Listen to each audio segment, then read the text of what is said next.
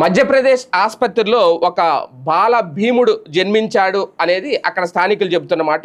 వాస్తవంగా నవజాత శిశువుల బరువు ఒక 2.5 కేజీల నుంచి 3.5 కేజీల మధ్యలో ఉంటుంది. అది కూడా బాగా హెల్తీగా ఆరోగ్యంగా ఉంటాయి. కానీ ఇక్కడ అప్పుడే పుట్టిన శిశువు తాజాగా ఎంత బరువు ఉంటాడు అని ప్రశ్నిస్తే 2.5 మహా అయితే 3.5 కిలోలు. కానీ మధ్యప్రదేశ్ జబల్పూర్ జిల్లాలోని ప్రభుత్వ ఆసుపత్రిలో పుట్టిన ఒక బాలభీముడిగా పిలుస్తున్నారు ఈ అబ్బాయిని. ఇతను మగ శిశువు 5.2 కిలోలు ఉన్నాడట. తల్లి శుభాంగి, బిడ్డ ఆరోగ్యంగా ఉన్నారు. ఇద్దరు కూడా ఇంత బరువుతో బిడ్డ పుట్టడం అనేది చాలా అరుదైన విషయం. అయితే సిజేరియన్ చేసిన గైనకాలజిస్ట్ డాక్టర్ భావనా మిశ్రా కొన్ని కీలకమైన అంశాలు అయితే చెప్పుకొచ్చారు. అప్పుడే పుట్టిన బిడ్డల్లో మగ శిశువులు అయితే సగటున 2.8 నుంచి 3.2 కిలోలు ఉంటారు.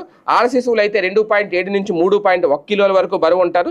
కానీ ఈ స్థాయి బరువుతో పుట్టిన బిడ్డనైతే ఇప్పటి వరకు చూడలేదట. ఇది ఒక అరుదైన రికార్డు.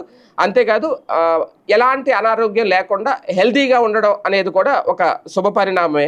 అంటే ఈ స్థాయి బరువుతో పిల్లలు పుట్టడం అనేది చాలా అరుదు.